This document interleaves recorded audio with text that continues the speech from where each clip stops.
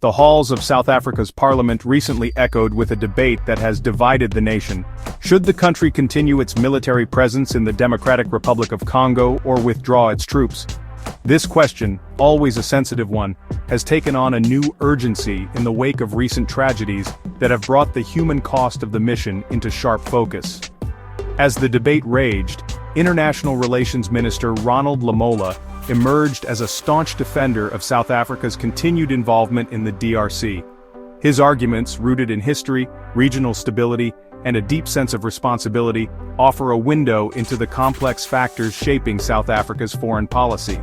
The debate itself reflects a broader struggle within South Africa over its role on the African continent. On one side are those who believe that the country has a moral obligation to use its resources and influence to promote peace and stability in the region. On the other, there are those who argue that South Africa's resources would be better spent at home, addressing the country's own pressing social and economic challenges. The recent events in the DRC have only served to intensify this debate, forcing South Africans to confront difficult questions about the limits of their country's power and the true cost of its international commitments.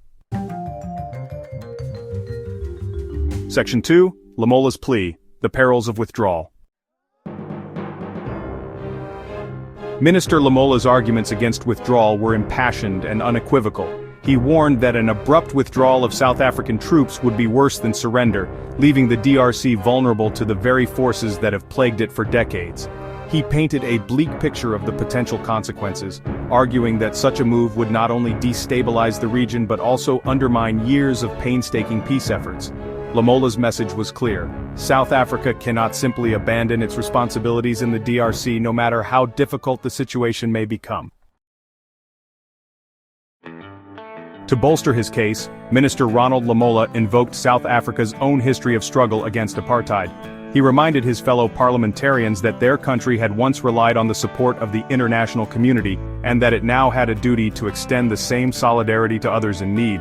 He argued that withdrawing from the DRC would be a betrayal of the values that had guided South Africa's own liberation struggle, a struggle for freedom, justice, and human dignity that resonated far beyond its borders.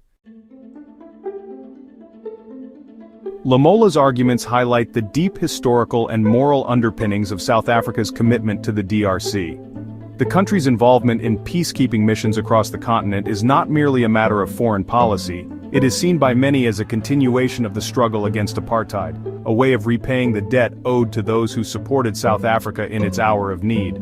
This sense of solidarity is particularly strong when it comes to the DRC, a country that played a pivotal role in supporting the African National Congress during its fight against the apartheid regime.